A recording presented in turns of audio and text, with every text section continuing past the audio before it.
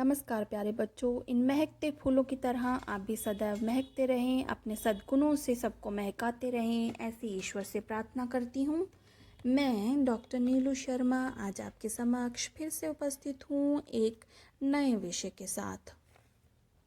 हिंदी हिंदगी, हिंदी है ज़िंदगी, हिंदी हमारी पहचान, हिंदी हमारा सम्मान। हिंदी साहित्य अत्यंत विस्तृत व समृद्ध है। इसी विस्तृत व समृद्ध साहित्य में यशपाल एक प्रसिद्ध कहानीकार उपन्यासकार हैं, जिन्होंने हिंदी साहित्य को अपनी लेखनी से अत्यंत समृद्ध किया। यशपाल द्वारा रचित कहानी दुख का अधिकार हिंदी पाठ्यक्रम कक्षा 9वीं के लिए चयनित की गई है, पाठ्यक्रम में संकलित है। यशपाल, चूँकि आप जानते हैं, क्रांतिकारी प्रवृत्ति के व्यक्ति रहे हैं, उनके साहित्य में भी यही झलक मिलती है। आइए जानते हैं यशपाल थे कौन। उनका जन्म फिरोजपुर छावनी में 1903 में हुआ। उनकी आरंभिक शिक्षा स्थानीय स्कूल में और उन्होंने अपनी उच्च शिक्षा लाहौर में पाई। यशपाल विद्यार्थी काल से ही क्रांतिकारी गतिविधियों से जुड़े हुए थे। अमर शहीद भगत सिंह के साथ मिलकर उन्होंने भारतीय स्वतंत्रता संग्राम में भाग लिया। उनकी मुख्य कृतियाँ देशद्रोही, पार्टी कामरेड, दादा कामरेड हैं। मेरी तेरी उसकी बात उपन्यास पर उन्हें साहित्य अकादमी पुरस्कार प्राप्त हुआ। आइए जानते हैं पाठ दुख का अधिकार के बारे में। प्रस्तुत कहानी देश में फैले अंधविश्वासों और ऊंच नीच के भेदभाव को बेनकाब करते हुए यह बताती है कि दुख की अनुभूति सभी को समान रूप से होती है। कहानी धनी लोगों की अमानवीयता और गरीबों की मजबूरी को भी पूरी तरह से उजागर करती है। दुख सभी को तोड़ता है।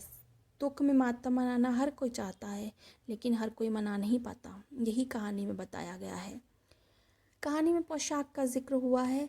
मनुष्य की पोशाकें उन्हें विभिन्न श्रेणियों में बांट देती हैं। प्राय पोशाक ही समाज में उसका अधिकार व उसका दर्जा निश्चित करती हैं। कभी कभी ये पोशाक हमारे लिए व्यवधानों पर प्रस्तुत कर देती है, अड़चन बन जाती है, और कभी कभी हमारे लिए ये बंद दरवाजे खोल देती है।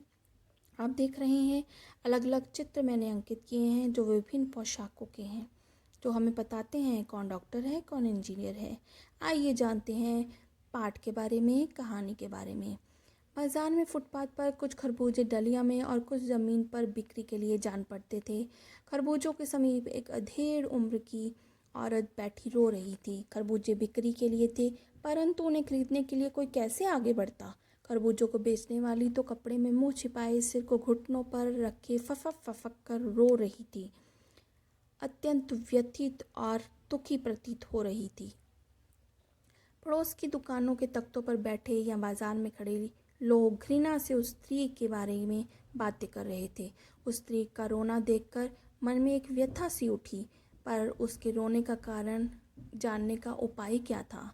फुटपाथ पर उसके समीप बैठ सकने में लेखक की पोशाक व्यवधान बन खड़ी हो गई। एक आदमी ने घृणा से एक तरफ थूकते हुए कहा, क्या ज़माना है। जवान लड़के को मरे पूरा दिन नहीं बीता और ये बेहया दुकान लगाकर बैठी है। वह स्त्री किस लिए घर से बाहर निकली थी यह कोई नहीं जानता, पर तरह तरह की बातें करते हैं। किसी ने कहा, इनकी नीयत ही ऐसी होती है, अल्लाह इसीलिए तो इन्हें बरकत नहीं देता। पास ही एक और आदमी खड़ा था।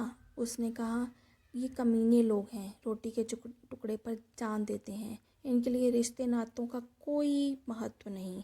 रिश्ते क्या हैं ये बिल्कुल नहीं जानते। परचून की दुकान पर बैठे हुए एक लाला ने कहा, कोई मरे या जिए इससे इनको कोई मतलब नहीं, पर दूसरे धर्म का, दूसरे के ईमान का तो इनको ख्याल रखना चाहिए। जवान बेटे के मरने पर 13 दिन का सूतक होता है और यह यहाँ सड़क पर बाजार में आकर खरबूजे बेचने बैठ गई है। 1000 आदमी आते जाते हैं। कोई क्या जानता है कि इसके घर में सूतक है। कोई इसके खरबूजे खा ले तो उसका ईमान धर्म कैसा रहेगा। अंधेर है। पास पड़ोस की दुकानों से पूछने पर लेखक को पता चला कि उसका 23 वर्ष का एक जवान लड़का था। घर में एक बहू थी, पोता पोती थी। लड़का शहर के पास 1.5 बीघा ज़मीन पर कचियारी करके परिवार का निर्वाह करता था। खरबूजों की डलिया बाजार में पहुंचाकर कभी लड़का स्वयं सौदे के पास बैठता, कभी उसकी माँ बैठती। एक दिन गीली मेड़ की तरावट पर विश्राम करते हुए सांप पर लड़के का पैर पड़ गया और उसने उसे डस लिया। लड़के की बुढ़िया माँ पावली होकर ओझा को बुला लाई। झाड़ फूँक करने वाले देसी वैद्य को ओझा कहते हैं। झाड़ना फूकना हुआ, नाग देवता की पूजा हुई। पूजा के लिए दान दक्षिणा चाहिए थी। घर में जो कुछ भी आटा अनाज दान था सब दक्षिणा में चला गया। माँ, बहू, बच्चे भगवाना से लिपट लिपट कर रोई। भगवाना उस बुढ़िया के पुत्र का नाम था। सबके उसका बदन काला पड़ चुका था, अर्थात वह मर चुका था। जिंदा आदमी तो नंगा भी रह सकता है, परंतु मुर्दे को नंगा कैसे विदा किया जाए, यही तो हमारे समाज की विडंबना है। बुढ़िया ने उसके दाह संस्कार के लिए, उसके कफन के लिए जो भी उसके पास जेवर थे सब बेच दिया।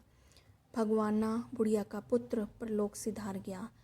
जो कुछ भी घर में अनाज था सब कुछ उसके दाह संस्कार में चला गया। बाप नहीं रहा तो क्या उसके बच्चे भूख से बिलबिलाते रहेंगे।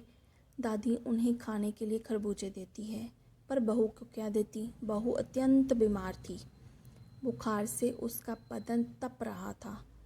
बुढ़िया को अपने पोते पोती के लिए और अपनी बीमार बहू के लिए अपने पुत्र की मृत्यु के दुख को भुलाकर उसी दिन खरबूजे बेचने के लिए घर से बाहर जाना पड़ा। उस पुत्र वियोगिनी के दुख का अंदाज़ा लगाने के लिए पिछले साल अपने पड़ोस में पुत्र की मृत्यु से दुखी माता की बात के बारे में लेखक सोचता है।